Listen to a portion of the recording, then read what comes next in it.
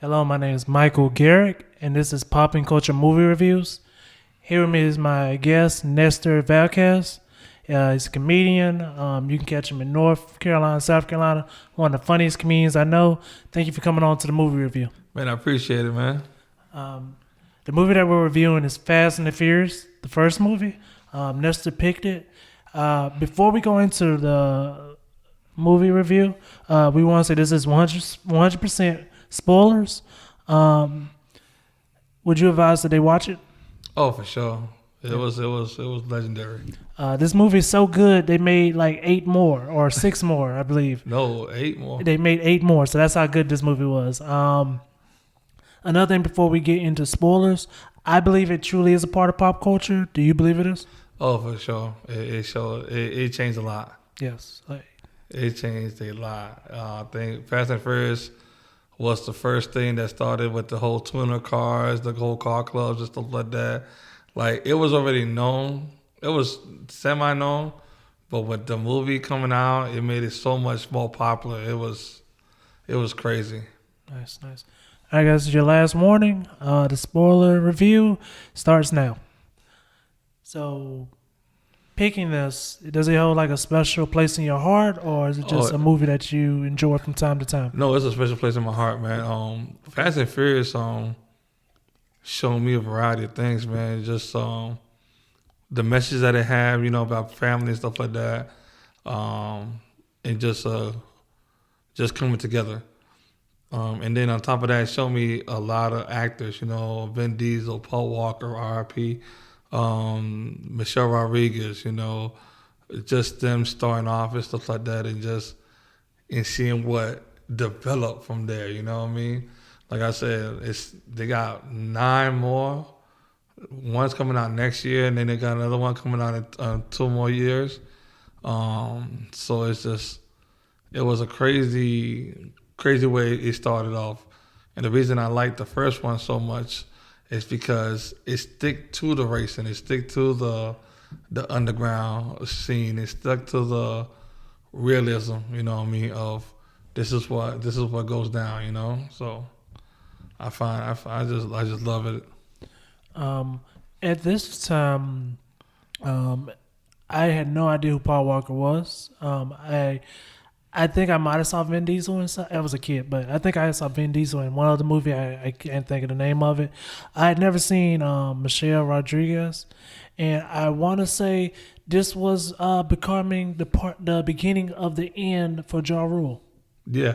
Oh yeah. He had a cameo. He had a cameo. Yeah. Scream Monica's name out and call it a day. I seen Paul Walker in She's All That. Before this movie came out, he was in She's All That. So he was a rom-com guy. Yeah, he was. He was the guy that he was right next to Freddie Prinze Jr. So Freddie Prinze Jr. was the dude at one point. Did one Scooby Doo movie and that shit went away. He did 2 of them, and he did a sequel. I was like, why did you do that? Did you not see the first one? Yeah. I gotta get that kid money. Yeah, but he was that actor. But then when you saw him in Fast and the Furious, it was like, yo, I see this actor growing up for real. Vin Diesel, I saw him in Pitch Black. Okay. He was in Pitch Black, and he was in Snatch. Okay. Then he was also in Saving Private Ryan. Yep. Yes, he was. So Vin Diesel had a lot of stuff. Pitch Black was like his real first movie scene that he was like, okay, I'm the lead actor. And then after that, him doing this Fast and Furious, and now people don't even look at him as Vin Diesel. You're Dominic Toretto. Yeah, just that fast. Vin Diesel, who's that? That's Toretto. That's Dominic. That's who that is. So, like I said, Michelle's another one that, like, you saw her grow. I think the next time I seen her was in another movie and stuff like that. But to see her and thing, but yeah, it was dope. It was just real dope to see the cars. Because I was always a big Need for Speed fan. Yeah, me too. I was always a big Need for Speed fan. So when I got to see Fast and the Furious, I was like, yo, this is dope. You get all these cars, these rims, and then Need for Speed came out with a game called Underground. Yes. Yeah. And I was like, yo, they put this in a game now? They definitely like got that bandwagon even more hype. Oh yeah. Is it one car from there that you like remember well, or do you just remember what they look like? Oh man, you can't forget about the Mazda RX-7, the Toyota Supra. You had a Nissan Maxima, the Skyline, the R34. There was so many cars on there. The Honda Civic, which I feel like a Honda Civic is the Latin car of Hondas. You know what I mean? I got one. That's why I say that. Okay. I was like, how's this tie in? I'm not Latin, so that's why I was like, I'm trying to tell you. You see a Latin with a Honda Civic. He got a Puerto Rican flag and everything on it. I promise you. Yeah, it was just, and then to see just the scene where you got the Asians, you got the whites, you got the blacks, you got the thing. They all come together for like, okay, we're gonna race and stuff like that. So it was dope. Yeah. Like I said, this is 100% spoiler review. There were two big twists in this movie. Did any of those surprise you? I was surprised when I found out Brown was a cop. Okay. And then I kind of figured that it was him. It was Toretto doing the stealing. Just from me, I just know movies, so that really didn't catch me off guard and stuff like that. But it's just like it was just a well placed movie. You know what I mean? The way everything just flowed. Yeah. And then I think the most surprising to me is the way they became friends so quick. I think that was the most surprising about the movie. You know what I mean? From a guy that just stopped the fight from his best friend getting beat up to we can hang out now. You know what I'm saying? So that was interesting. Yeah. Because I don't think that would happen in real life. No, of course not. He goes to jail immediately. My career just keeps going on. Yeah. Yeah, like I'm not inviting you back to my house. You just beat up my best friend. Yeah, like I'm turning you in. This is time. So I got benefits in my job. I can't go on the run. I see what happens to guys like you. I'm trying to tell you, like, yeah. I will admit the first twist didn't catch me off guard at all. I was like, he has to be a cop the way he's talking. But the twist where I learned that, oh wow, that's right, the bad guys are the bad guys. Like these are not. I can't believe it. But yeah, when they showed that receipt and they were like, oh, they did buy all these. I want to say it was DVD players. I may be wrong. I'm talking about Johnny Training. Yeah. Oh, they did buy these DVD players. It's weird that they just buy them in bulk, but I guess that's the way they did it. Yeah. But I was like, okay, this is so. I guess the family was having a real good Christmas that year. Yeah, apparently, like everybody getting DVDs that day. Yeah. Got it for the low. You get a DVD. He gets a DVD. Yeah, straight up Oprah. You right? Yeah, and the part about the story that I thought that resonated and made it so successful was the fact that, like you said, family, but also that neither one of them truly trusted each other until like good bit into the movie. Like it was still like, okay, we're working together, but then like that trust. And I think that's what helped, like, the sequels also, just that trust they had. When you talked about the cars, you evidently know more about cars than I did. Did you know there was so many spoilers? The spoilers. Talking about the wings, I guess, in other words. Yeah. I had never seen that many wings in real life. It was very new to me, too, because I was like, okay, this is... Like I said, you know about it, but you don't really know about it because I was in the 9th grade when it first came out. I think I might have been that because it came out what 2000. Yeah, I want to say 2000, 2002. I'm 28. How old are you? 30. I'm 35. Oh, okay. Yeah, we ain't far apart. No. Yeah, just 7 years. No, no, not at all. The only difference is we remember Toonami totally different. So the customization that would caught me off guard. I was like, yo, you can customize these cars to do this, do that, and that was the thing. And then it was just dope. Like I said, it was a dope, and I thought I was gonna. I didn't see for seeing that it was gonna be this many movies after it. Because after this one, Dominic Toretto said, "I'm not." No, Vince Diesel said, "I'm not doing no more." Really? Yeah.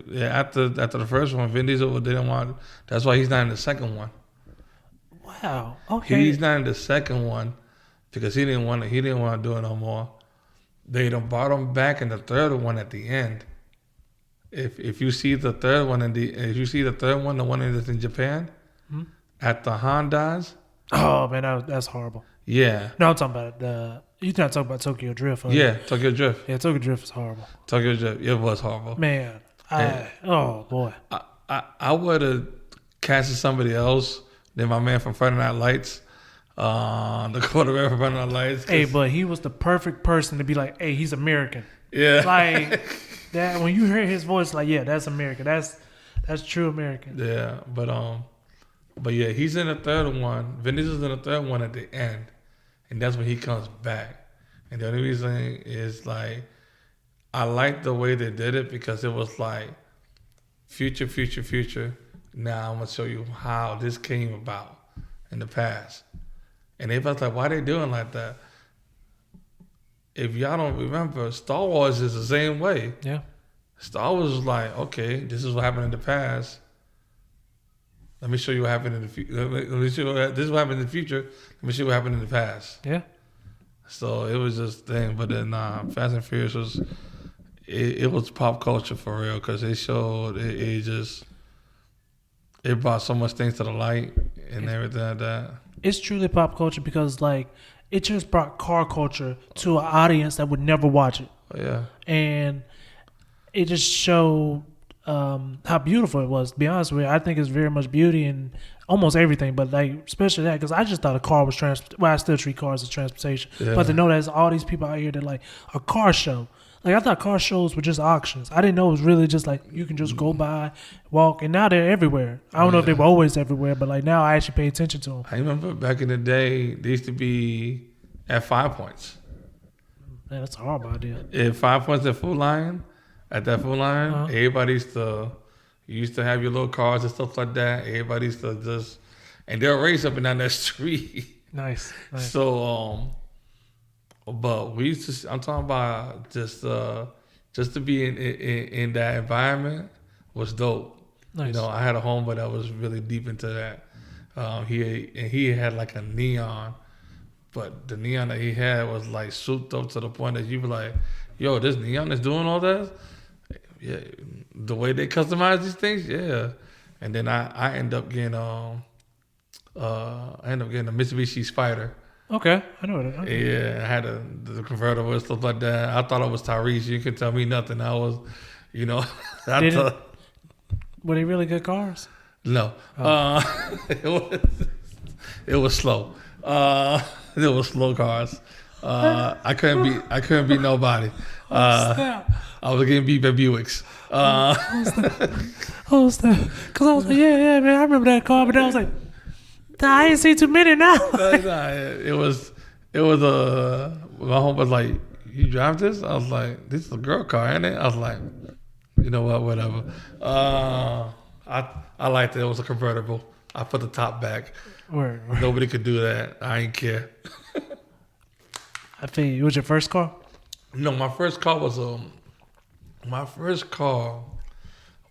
think it was an '86 Grand Am, and it had no radio. And then like the engine was about to go, so I would ride around with like the windows down, listening to everybody else's radio. You know what I mean? And it was embarrassing because I used to I don't care. So I used to be like, yo, turn it up to the car right next to me, just to be like, yo, I like to hear that, man. And then I had a Buick Regal '95, that Granny Mobile, and I was like, yo, this is dope, my Buick Regal. And then I got the Mitsubishi.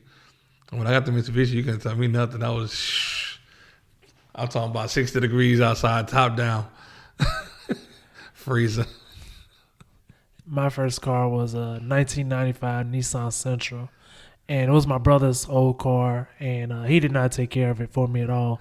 It only lasted for a year, but I remember it, like it had a sunroof, and it was different when it was my brother's car and it became mine. Yeah. Like he really didn't take care of the car, so like my mom was like, as soon as I cranked it up, because I was like, "Mom, the car's been kicking, and it makes it's loud." And I never forget, this is her word for word. She's like, "It's your first car. It's supposed to sound like that." I was like, "No, my brother got this motherfucker like." This shit was perfect. No, I ain't like you. That car lasted for a year, and then I got a 2012 Kia Altima, and I, like you said, my friend was like, "Man, that's a woman's car," and I was like, because I've always been about money. Like I truly don't want to live in debt. That's my biggest thing. And I was like, "But the payments on this thing is $300, and I got it for $9,000." I was like, "I know you don't think in the long run, but I want you to know this is a great investment right now." Yeah. I wish I'd have thought like that, because it would have saved me a lot of headaches. Yeah, man, I'm just scared of interest, man. Like if I could just like pay stuff off, or I mean, I wanted my goal in life, and I've said this to my girlfriend and a lot of my friends. I want to get rich enough where leasing a car makes sense. Yeah. Because I've talked to a few millionaires, and they're like, "Well, if you leased it, this blah blah blah blah blah," and I'd be like, "Man, there's a lot of steps you gotta do before you can lease that car. Like it's like that. Like it makes sense to you because you're a millionaire, but to a normal person, to pay this price every month, I don't want to spend $600 for a lease. I'm trying to tell you. Like, But like I know, because I just went through the whole buying a car and looking for a lease, and so the whole time I'm like, okay, this is, and buying a car is just I hate it, because I wrecked my I had a G35. okay, I loved that car. I think I had like 6 more payments to do, and then somebody decided to make a illegal right turn on Hardin Street. I wrecked it. I was like, man, I cried, and I was like, bro, I called my homeboy up. I was like, yo, I need a car. He's a car salesman. He was like, all right, well, send me your information. I was like, cool, send me information. I haven't used my credit in over like seven years. oh man, So I haven't used my credit, nothing like that. So man. he was like, hey, bro, your credit score is a 0. I said, wait, what? Yeah, He was like, yo, your shit reset it. I was like, ain't no way. yeah, 7 years. Yeah, you can't do that, man. And so I was like, well, I got a co-signer. He was like, who? I was like, my pops. He was like, all right, your pops gonna help you out? I was like, yeah, because my pops, I'm telling you, he's the one of the best. So I gave him the information. Try not to tap too hard. Picks up. Oh yeah. So he gets the information and stuff like that. Next, he was like, hey man, come down here, get whatever you want. He was like, your dad got tier 1 credit. Come get whatever you want. And that's when they was talking about leasing and stuff like that. I was like, It's just, I don't feel, if I'm not a millionaire, I don't feel like that's where, that's not my lane. For me to lease this car and then give it back to you after I pay all this money, it's like, No, it just, if you're a millionaire, I can 100% see it, but I just can't see it with the way my money works. see, because when I bought the Honda, I was like, well, as soon as I pay this off, I can pay this down to my son and let him drive it. You know what I'm saying? Me give me another thing. Yeah, and just treat that car payment just like a regular payment. Just put in your savings. So never stop spending it. Just put in your savings after you pay it off. So hopefully by then, you know what I mean? Yeah. Me and Michael Gary will be on tour. Something like that. So hopefully. This guy definitely be on tour. To get back to the movie, I don't know how we took this hard left turn, but were you one of the people that stayed for the end credits? Because it's an after credit scene. Yeah, no, I didn't. When I first saw the movie, I saw it on DVD. I didn't see it in the movie theater. Okay. And I think that was one of the first movies that did start the whole ending credit thing and stuff like that. I didn't. Like I said, I didn't think I was gonna be a part 2 to this movie. I think it was gonna be one and done. But the way the twist and everything like that, I'm glad it did it. I was surprised when you said that about Vin Diesel, because believe it or not, Vin Diesel owns the rights to this movie. Yeah. So like he gets paid. So I was surprised. I guess that's a good like oh man, this worked out well. You know what? I'm back in it, guys. Yeah. So because he didn't want to do the sequel, and that's why they brought in Tyrese. That's hilarious. And so that's why they brought in Tyrese and stuff like that. And now, you know what I mean? And it got so big that they're bringing so many people in. Now they got The Rock in it. Now with the new one, they got John Cena in it, and they bring Han back. Yep. Which I can't wait to hear how that worked. well, if you've seen Hobbs and Shaw, Yeah. okay, so it tells you how it bring the so basically with Hobbs and Shaw, Idris Elba, that was the bad guy. Yeah. He got brought back to life Oh, I got you. by the Okay. technology that they Yeah. have. Okay, I got you. So that's what I'm thinking is gonna happen. I mean, even in the first movie, the one we're talking about right now, like when Don got hit by that train, there's no way you survive that. Like that was the only part of in this movie which was very much realistic, unlike until they became superheroes in later. Oh movies. yeah, because they got some Yeah, they got stunts on there that you were like, are you serious? Yeah, they got some like they got some very superpowers in the new movies. But then when Dom got hit by that train, I was just like, oh man, that's a sad way to end the movie. And it was just like, yeah, I told you I can't do voices, and I promised you a 10-second card. And it's like, where's T-Link with the voices when you need them? yeah, exactly. Like shout out to Teen Leaks. But remember he says, he owed him a 10-second card. And he was like, all right, and then he just drives off, and it's just like, and that one, and then the scene in the beginning where they go under the truck. yeah. And I was like, because I'm a truck driver, and I was like, yo, can you really do this? And then I looked at the truck. I said, nah, you can't do that. At that time, could you, or truck's no. still the same? Okay. So what they did was they just had to lift it up more than what it was. Okay, good. So that's how they did that. Okay. Because I was like, nah, you can't. It's a whole bunch of wires and stuff like that. That ain't gonna work. But nah, it was just to see that stuff, you was like, wait, time out, you can do that? Yeah. And then just thank God no idiot who tried it. At least that we don't know. Sure. I think another thing, like you named the cars, like they definitely went up budget wise on those cars, because the first one was more like, not saying they at that time period, I guess they weren't. No, they wouldn't be top tiers in that car in that time period. Would Well, RX-7, a Mazda RX-7, the one that he had. Besides that car. No, just in general, the RX-7, the Toyota Supra. See, the RX-7 wasn't made no more. The Toyota Supra wasn't made no more. The R34, the Nissan Skyline R34, they don't even make it in the United States. Oh, okay. See, you got to ship that in. Only one that was normal was the Jetta. I think that was a turbo diesel, if I'm not mistaken.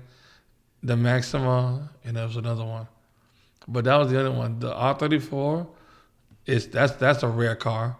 The Mazda RX-7, like to this day, you can get an RX-7 for like 40 grand, 40, 50. And I'm talking about these are older cars. Okay. A Toyota Supra, they'll run you around like 50, 60 grand. So those cars are more like Rolexes, where like it's old, but it's still. It still holds their value. Okay. Because of the engines and what you can do with them. Okay. You know what I mean? Like a Toyota Supra back in the day, I think they started making them like 96 or 98, one or two. But the way they were set up, you can get at least 1,000 horsepower off of them. This is a rear wheel drive car. That was a 6-speed. I'm talking about street legal. Street legal. That's the one that's the orange one. Yeah. That he had. Then you had the RX-7, the one that Dom had. That's a beast of a car. Is it really? Because I felt like they oversold it, but that car was everything he said it was in the movie. There was I think when it came down to it, the car can get built to the point. The car can get built to that point. Okay. But it wasn't compared to the Dodge that he had. Okay. That Challenger. Okay. Nah, it wasn't compared to that. I'm glad you're a car person, so I can ask this. The nitrous, that's just movie stuff, or is that that's possible? Real. Wow, that's real. That's a horrible idea. Because even now, I'm just like, that's just not. So because there's no way you can stop good. No, you got to wait for it to run out. And I have a homeboy, same homeboy, mom. He's actually like my brother, and like I said, he has a Dodge Neon, and he was racing one day and blew his engine. He's racing a BMW, blew his engine and everything, and hit the nitrous button, and still end up passing my man. So it's that's real. When it comes to racing, that is very real. Okay. Because you got different levels of nitrous. Okay. You got the little sneaky peaks of 25 shots. You got a 50 shot, 75 shot, the 100 shot. So you got different. You got to learn when to shoot, how to shoot it, how to set it up, everything. It's crazy. I guess the greatest rule would be the distance, because if you shoot late. Yeah, if you shoot, you just got to know, because it's different cars can do different things. You know what I'm saying? Like when I had the Eclipse, I had an automatic Eclipse, so my first and second gear was strong, but my third gear was weak. Okay. So if I was to shoot, I shoot in third gear. You know what I mean? So, and then I really don't, like, I know some about it, but my homeboy, and just being around him and just seeing what he does, and he's still into the cars now. Nice. So yeah. So the formula, I feel like they carry it through all their movies. I would say just action, gorgeous women, and cars. Before Fast and the Furious, do you think it was any movie that tied those three things together? No. I don't think so. Because you didn't really have no car movies like that before that. You starting to get them now, and then like you said, now that the movies are going up, the cars keep going up. Because now you're not talking about no Nissans, or you're not talking about no Hondas and nothing. You're talking about McLarens, Ferraris, Lambos. You're talking about supercars now. Yeah, they those car companies are like, yes, we'll pay you. Put us in the, like Dodge. I want to say Dodge pretty much paid for the fifth movie. Oh yeah, like, because you think about it. Wait, when you looked at the Challenger, there was no better person than Dominic Toretto to look. This is the car for the muscle guy. So you know what I mean. I'm not. It's a meme I saw. It was like, after the first Fast and the Furious. No, they said, I want to make sure I say the meme correctly. The meme is, thanks to Dominic Toretto, Dodge Challengers and wife beaters have gone up. Oh yeah, look here. I wear wife beaters, but I'm disrespectful for it. I don't need to be wearing it. I wear it to Walmart. It's not a pretty sight. You see me at home with a wife beater, just look good. Just look the other way. Bro, don't be mad. I wish I had the courage to wear a wife beater, man.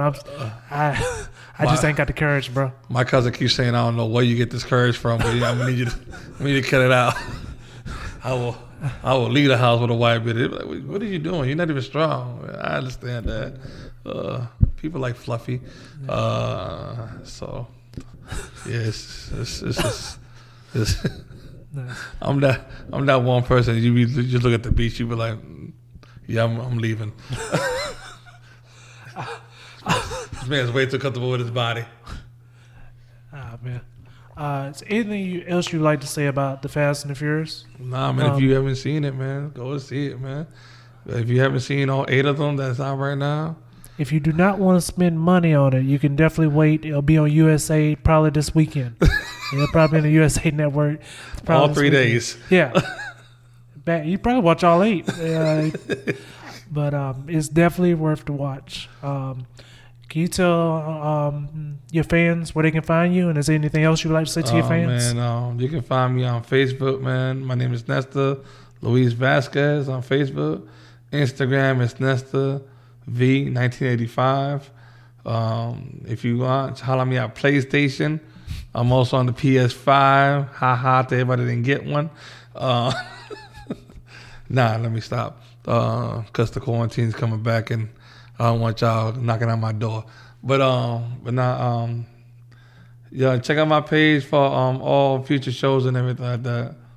Yes. And I'll tell you guys again, like a great comedian, one of the nicest guys in the world. Thank you guys so much for listening to the movie review, and have an amazing day. Hello, my name is Michael Garrick, and this is PoppinCulture Movie Reviews. Here